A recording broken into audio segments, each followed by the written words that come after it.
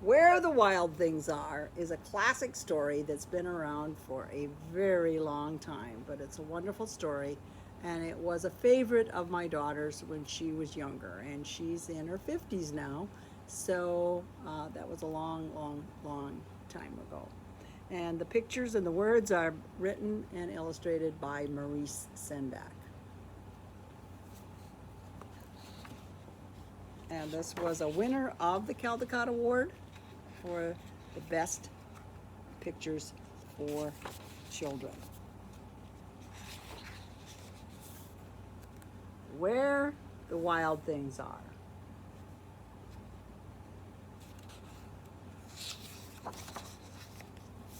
The night Max wore his wolf suit and made mischief of one kind,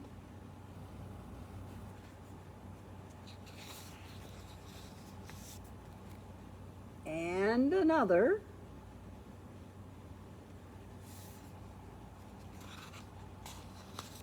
his mother called him Wild Thing. And Max said, "I'll eat you up." So he was sent to bed without eating anything.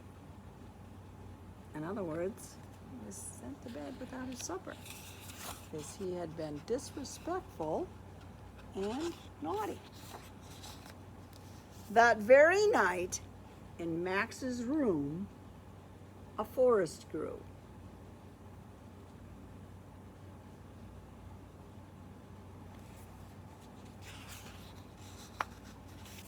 And grew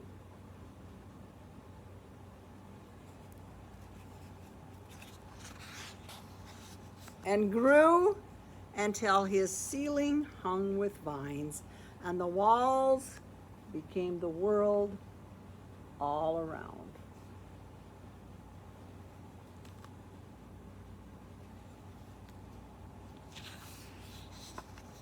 And then ocean tumbled by with a private boat for Max, and he sailed off through night and day.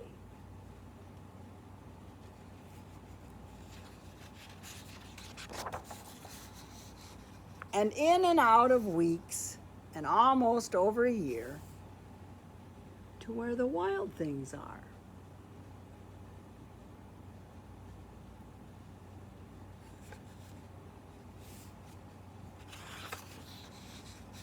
And when he came to the place where the wild things are, they roared their terrible roars and gnashed their terrible teeth and rolled their terrible eyes and showed their terrible claws.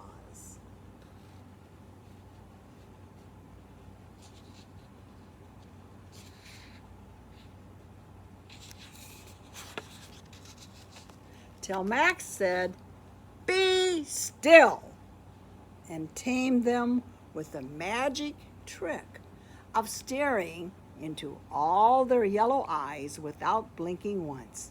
And they were frightened and called him the most wild thing of all.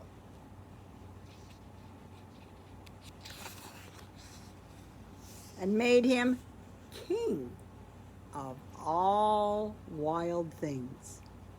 "And now," cried Max, "let the wild rumpus start."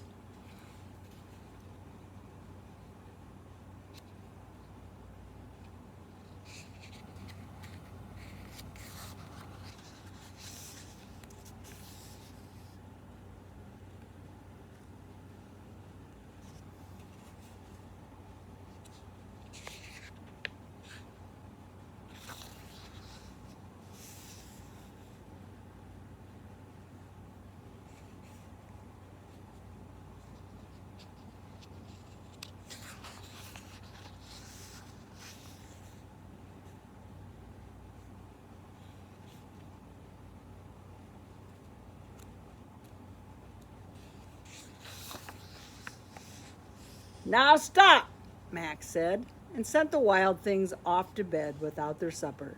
And Max, the king of all wild things, was lonely and wanted to be where someone loved him best of all. Then all around, from far away across the world, he smelled good things to eat, so he gave up being king of where the wild things are.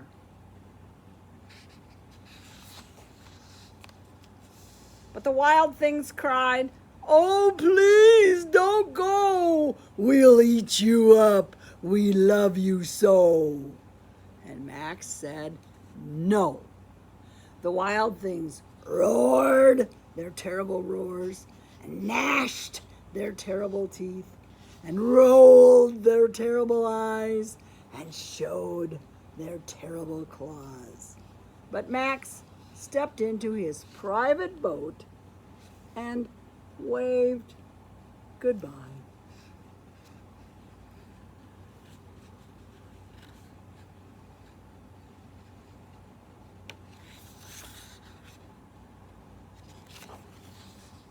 And sailed back over a year and in and out of weeks and through a day.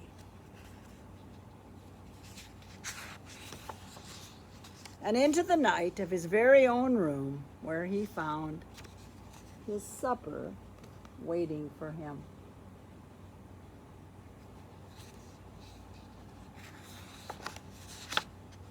And it was still hot.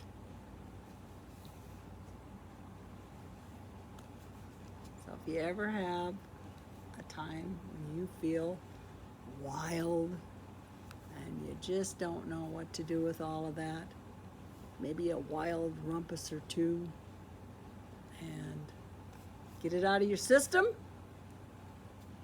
be where the wild things are. See you next time. Bye-bye.